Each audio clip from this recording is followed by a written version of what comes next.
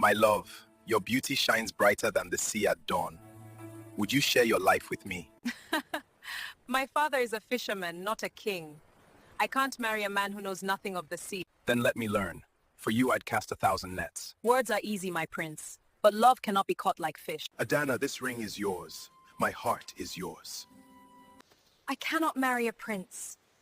I belong to the sea, not to silk and servant. Let her go, my son.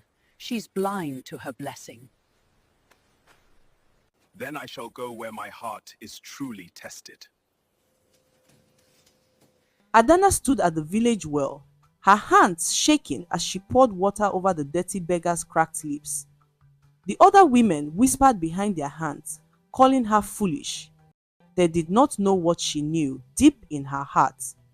This broken man lying in the dust deserved kindness, even if the whole world had forgotten him. But 3 years ago, Adanna had made a choice that changed everything. A choice that made the entire village call her the girl who threw away her fortune. A choice that still haunted her dreams every single night. Let me take you back to where it all began. The morning sun painted the fishing village of Nkwere in shades of gold and orange. Adanna walked through the market, carrying a basket of fresh fish on her head. At 22 years old, she was known as the most beautiful girl in 5 villages. But beauty was not what made Adanna special. It was her father's words that lived inside her heart. My daughter, her father Obi always said, a person's character is worth more than all the gold in the king's treasury. Remember this always. Adanna believed those words with her whole soul. That morning, something unusual happened. A tall stranger appeared at her fish stall. He wore simple clothes like a merchant, but his eyes held something different. Something that made Adanna's heart beat faster. Good morning, the stranger said with a gentle smile. Your fish looks wonderful, but I think your smile is even more beautiful. Adanna felt her cheeks grow warm. Flattery will not get you a discount, sir. The stranger laughed. It was a kind laugh, not mocking. I am not looking for a discount. I am looking for an honest conversation with an interesting person. His name was Chukwuemeka, he told her. He said he was the son of a wealthy merchant from the capital city. Over the next 5 days, Chukwuemeka came to the market every morning. He helped Adanna carry her baskets. He told her stories about his travels. He listened when she talked about her dreams of one day opening a school for poor children. Adanna's father watched from a distance. That young man has good character. Obi told his daughter, he treats everyone with respect, rich or poor. These are the signs of a noble heart. On the 5th evening, Chukwuemeka came to Adanna's home. The sun was setting over the ocean, painting the sky in purple and red. He took her hands in his, and Adanna felt electricity run through her body. Adanna, he said softly, I have not been completely honest with you. Adanna's heart dropped like a stone into deep water. What do you mean? I am not a merchant's son. Chukwuemeka took a deep breath. I am Prince Chukwuemeka, son of the king. I came to your village in disguise because I wanted to find a wife who would love me for who I am, not for my crown. The world seemed to stop spinning. Adanna pulled her hands away as if his touch had burned her. You lied to me? Her voice came out as a whisper, but it carried the weight of thunder. I did not lie. I simply did not tell you everything. Adanna, I love you. I want you to be my wife, my princess, my princess. No. The word exploded from Adanna's mouth like a bird escaping a cage. No, no, no. Chukwuemeka looked as if she had struck him across the face. Adanna, please listen. Princes do not marry fishermen daughters. Adanna's voice grew louder. Tears burned in her eyes, but she refused to let them fall. Princes collect girls like us, like pretty shells, on a beach. Your family will hate me. Your people will mock me. You will take other wives from royal families, and I will be the poor girl you pitied. I will not be your charity case. That is not true, Chukwuemeka said desperately. My love for you is real. Please, just give me a chance to prove. Leave my village, your highness. Adanna turned her back to him. Her whole body trembled. Go find a princess who fits in your golden palace. I am not for sale. She ran into her house and closed the door. Through the window, she watched Chukwuemeka stand there for a long moment, his shoulders bent like a tree in a storm. Then he walked away into the darkness. Behind her, Adanna's father said nothing. He simply put his hand on her shoulder as she finally let the tears fall. The next morning, the whole village knew what had happened. The women at the well clucked their tongues like angry chickens. That foolish girl, they said. She rejected a prince. Does she think she's too good for royalty? Her pride will keep her alone forever, another woman added. Mark my words. But Adanna held her head high. She had made her choice. She had protected her dignity. She had listened to the fear in her heart that said a prince's love could never be real for a simple fishing girl. So why did her chest hurt so much? Why did she feel like she had lost something precious? 3 years passed like water flowing out to sea. Adanna was now 25 years old. In her village, most girls married at 18 or 19. By 25, people whispered that something must be wrong with you. Adanna had received 7 marriage proposals in those 3 years. She rejected them all. None of them has good character, she told her father. But the truth was more complicated. The truth was that she still saw Chukwuemeka's hot face in her dreams. She still wondered if she had made a terrible mistake. The kingdom had changed too. Drought came to the land. Crops failed. People went hungry. Rumors spread that even the royal family had fallen on hard times. Some said Prince Chukwuemeka had lost favor with his father, the king. Others said he had been sent away in disgrace. Adanna told herself she did not care. But her heart knew she was lying. One afternoon, during the hottest part of the dry season, Adanna was mending fishing nets outside her home. Her father had gone out to sea, hoping to catch enough fish to trade for rice. Times were hard for everyone. A sound made her look up. Down the dusty village path, a figure stumbled and fell. At first, Adanna thought it was a bundle of rags blowing in the wind. Then she realized it was a person, a beggar. The man crawled forward on his hands and knees. His clothes were torn and filthy. His hair was matted with dirt. His skin was covered in scars and sores. He looked like he had not eaten in weeks. The beggar collapsed just a few feet from Adanna's home. He lay in the dust, not moving. Adanna looked around. Other villagers had seen him too, but they turned away. They went back into their houses and closed their doors.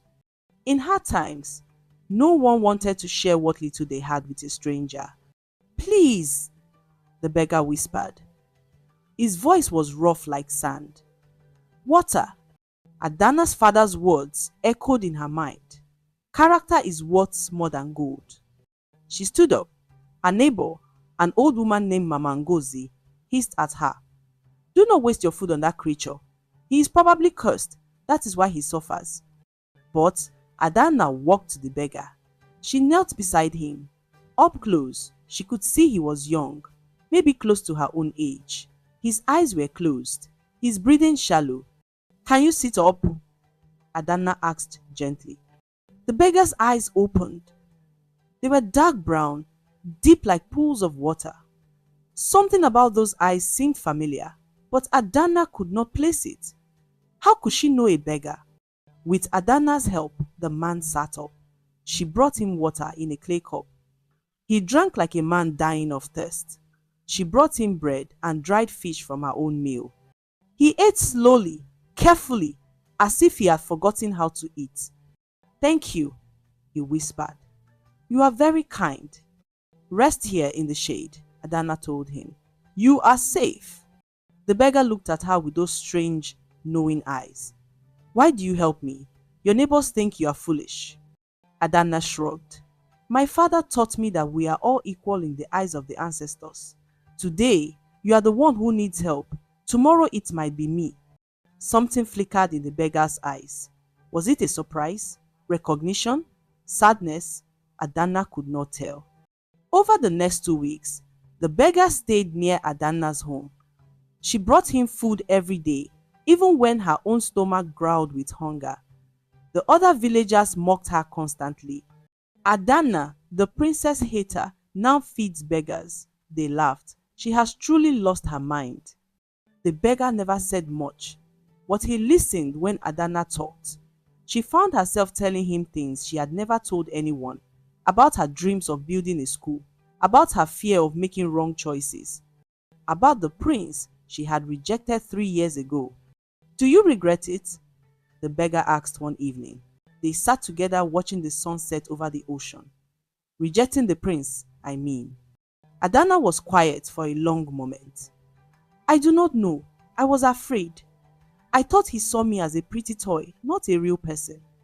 I thought his world would swallow me whole. But sometimes I wonder if I let fear steal something beautiful from my life." "What if he came back?" the beggar asked. His voice was soft, almost sad. "What if he returned to you, broken and poor like me? Would you recognize true character then?" "I would like to think I would," Adanna said. "I would like to believe I have learned something in 3 years." The beggar smiled, but it was a smile full of pain. Then one day, everything changed. A wealthy merchant from the neighboring village came to see Adanna's father. His name was Ikenna, and he was known for two things. First, he was very rich. Second, he was very cruel. Ikenna arrived with his servants, carrying gifts, gold jewelry, expensive clothes, a bag of coins for the bride price.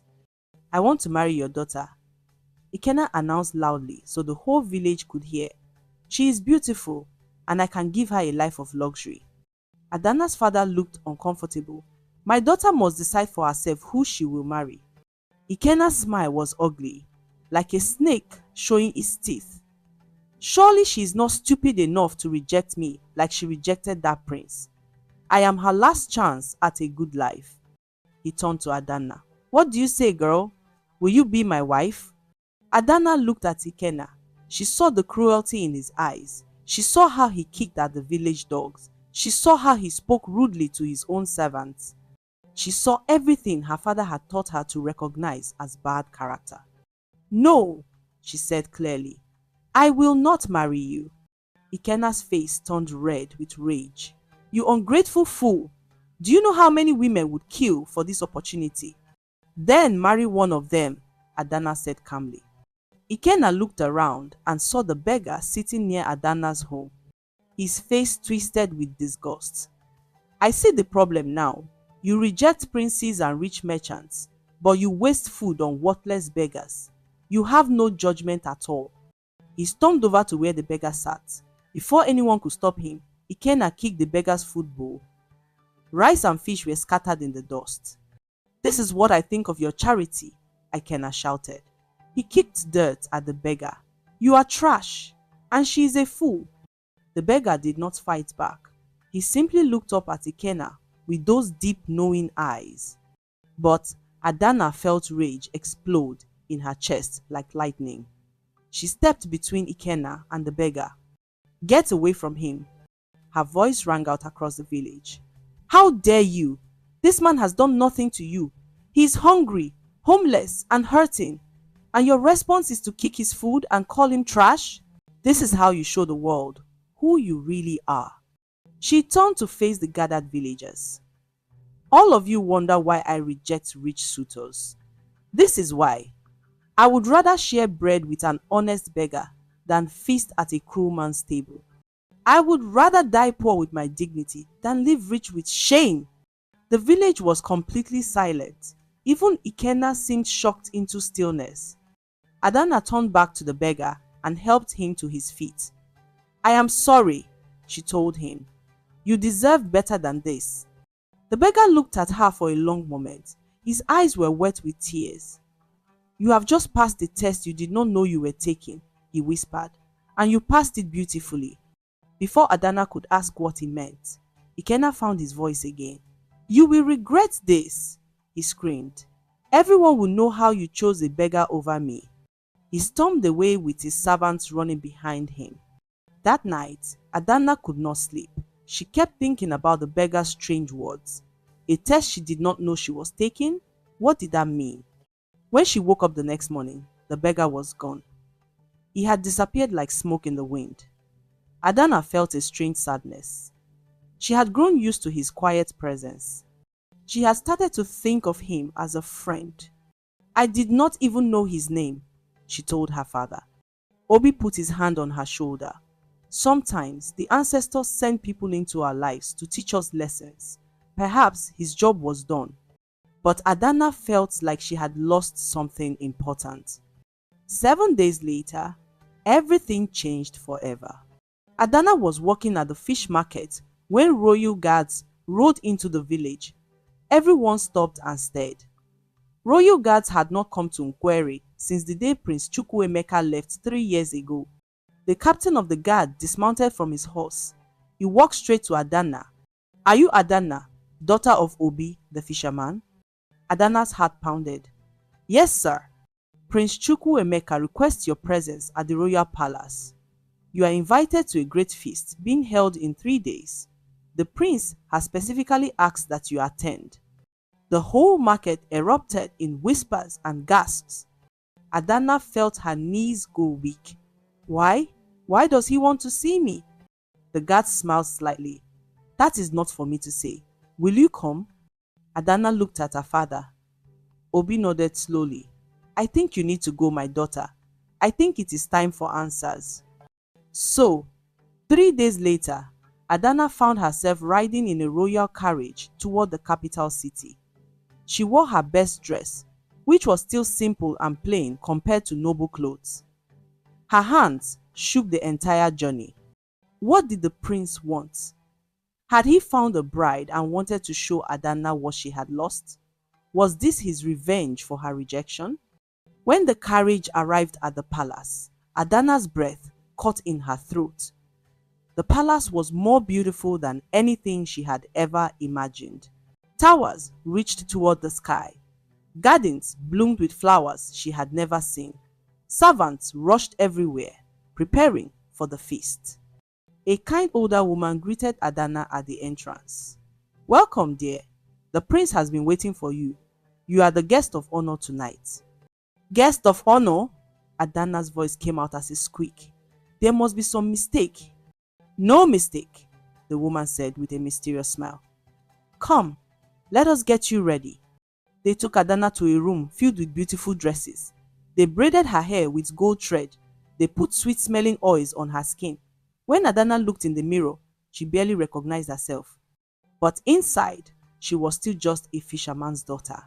And she was terrified. As the sun set, servants led Adanna to the great hall. The doors opened, and she gasped. Hundreds of people filled the room. Nobles in expensive clothes. Chiefs from all over the kingdom.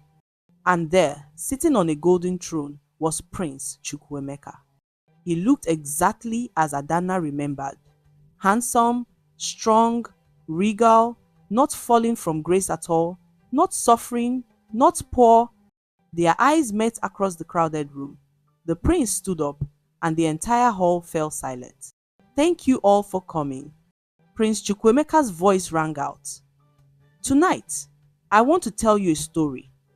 A story about a test. A story about true character.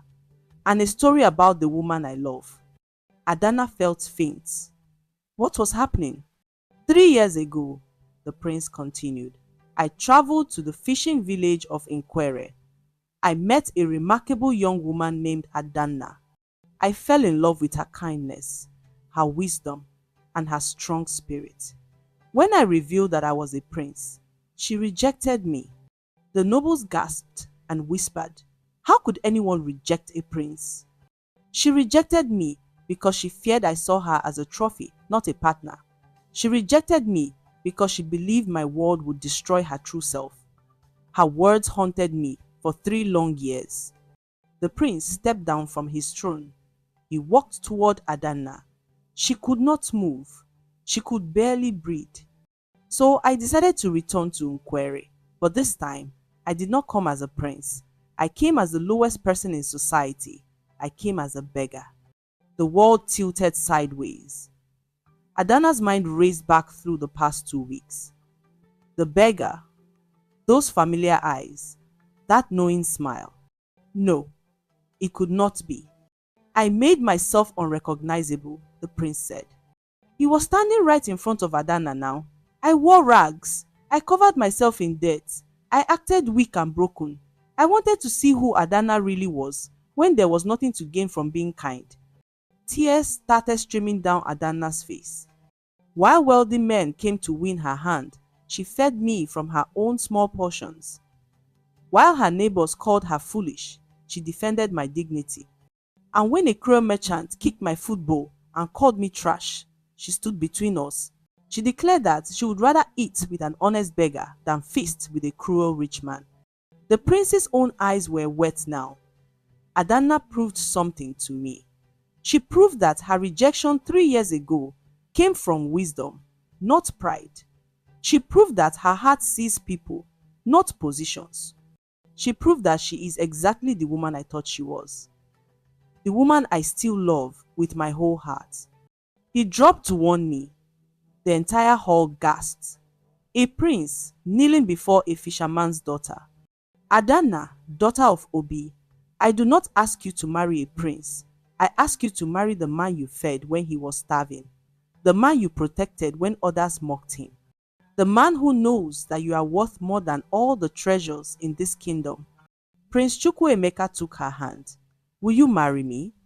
Adanna's mind was spinning. Emotions crashed through her like ocean waves. Shock, betrayal, understanding, and underneath it all, a love she had been trying to bury for 3 years. You tested me, she whispered. Her voice shook, but it was strong enough for the hall to hear. You tricked me again. Yes, the prince admitted. I did, and I am sorry for the deception, but I needed to know. I needed to be certain that what we have is real. Adanna looked into his eyes, those eyes that had watched her from behind the beggar's disguise, those eyes that had seen her at her most compassionate and her most fierce. When you came as a prince, Adanna said slowly, I was afraid. I was afraid of losing myself in your golden world. I was afraid that I would become someone I did not recognize. She took a deep breath. The whole hall waited. But when you came as a beggar, I learned something about myself. I learned that my father's lessons live deep in my bones. I learned that I know who I am, no matter who stands in front of me. Prince or beggar, I remained myself. Adanna squeezed his hand. You asked me if I would recognize true character. The real question is, can I trust that you see my true character? Can I trust that you will let me stay who I am? Prince Chukwuemeka stood up, still holding her hand. I make this vow before all these witnesses. You will not become a princess who must hide herself. You will become a queen who leads with the wisdom and compassion you have always had. Any person in this kingdom who disrespects you disrespects the throne itself. You will build your school for poor children. You will speak your mind freely. You will remain Adanna, daughter of Obi the fisherman, who taught you that character matters more than crowns. And you will be my equal partner, not my possession. Adanna felt something break open in her chest. It was the fear she had carried for 3 years. It cracked apart and dissolved like salt in water. Then yes, she said, her voice clear and strong. Yes, I will marry you. The hall exploded with cheers and applause. But Adanna barely heard it. She only saw Chukwuemeka's face, his eyes shining with joy and tears. He pulled her close and whispered in her ear, Thank you for feeding a hungry beggar. Thank you for seeing me, even when I was invisible. Thank you for coming back, Adanna whispered. Thank you for being patient with my fear. The prince called for Adanna's father to be brought to the hall. When Obi entered, looking uncomfortable in his simple fisherman's clothes surrounded by nobles, the prince bowed to him. Thank you, sir, for raising a daughter of such remarkable character. You are proof that nobility has nothing to do with birth and everything to do with how we live our lives. Obi's eyes filled with tears. He embraced his daughter. I am so proud of you, he whispered. You stayed true to yourself.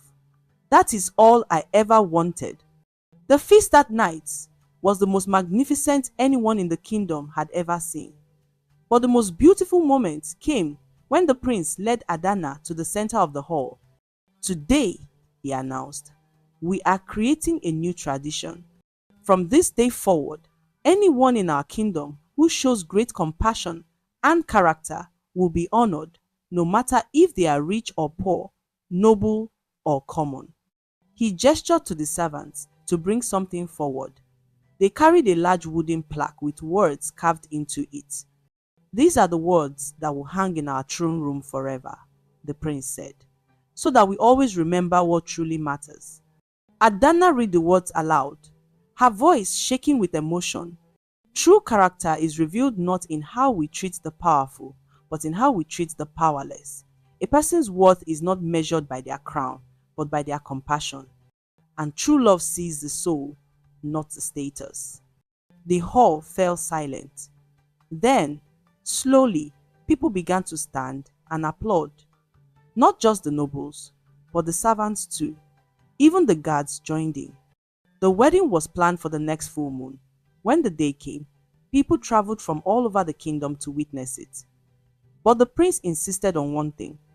The ceremony would be held not in the grand palace, but on the beach in Kwere, where he and Adanna had first met. Adanna wore a dress that combined royal silk with the traditional fishing village patterns. She walked down an aisle made of flower petals while drums played and children sang. Her father walked beside her, his head held high with pride. When they reached the altar, the village priest spoke the traditional words. But it was the village griot, the storyteller, who gave the blessing that everyone would remember. We are here today because two people found each other twice, the old griot said. Once as a prince and a fisherman's daughter, once as a beggar and a kind woman. Both times they saw beyond the surface. Both times they recognized something true. The griot turned to address the crowd. Let this story be told for generations. Let children learn that real love requires seeing people as they truly are. Let everyone remember that character matters more than gold. And let us never forget that the greatest test of who we are comes not when people are watching, but when we think no one will ever know. The prince and Adanna exchanged vows. They promised to always see each other truly, to always value character over comfort, to always remember where they came from. When they kissed, the entire beach erupted in celebration. Fishermen and nobles, beggars and merchants, all celebrated together. 5 years later, Adanna sat on the palace steps, watching her two children play in the garden. Her daughter chased butterflies while her son tried to climb a tree. In the distance, she could see the ocean where her father still fished every morning, though now he did it for joy rather than necessity. The school for poor children that Adanna had dreamed about was now real. It stood at the edge of the capital city, open to any child who wanted to learn. Adanna taught there twice a week, and the prince often joined her. Teaching keeps me humble, he always said. It reminds me what really matters. Adanna smiled as her husband emerged from the palace carrying a basket. Every week, they still prepared food together and distributed it to the poor and homeless in the city. It was their way of remembering. Ready?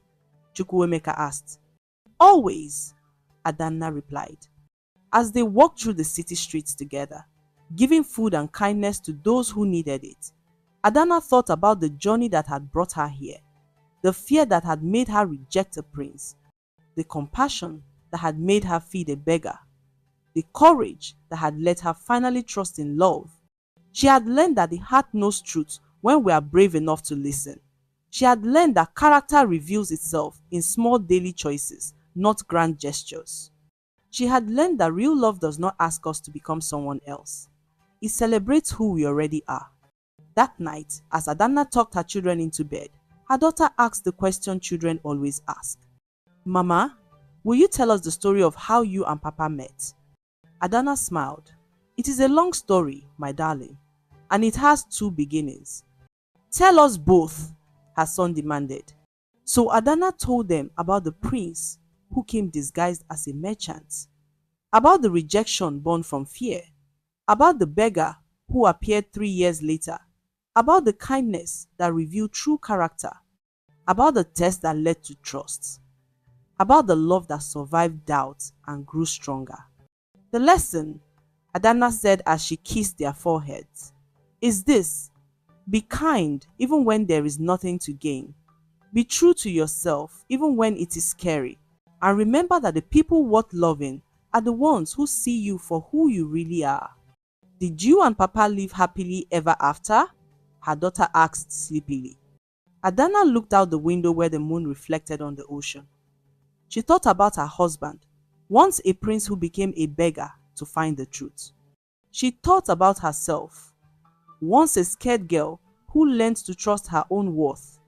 We live happily ever after every single day, she said softly. Because we choose to, because we work for it, because we never forget what brought us together. True character, true love, true hearts. And outside, the ocean waves whispered their agreement to the stars. If this story touched your heart, share it with someone who needs to remember that real love sees beyond appearances. Subscribe and turn on notifications so you never miss our African folktales that teach timeless lessons. Drop a comment telling us what this story means to you. The ancestors speak true stories like this. Will you listen?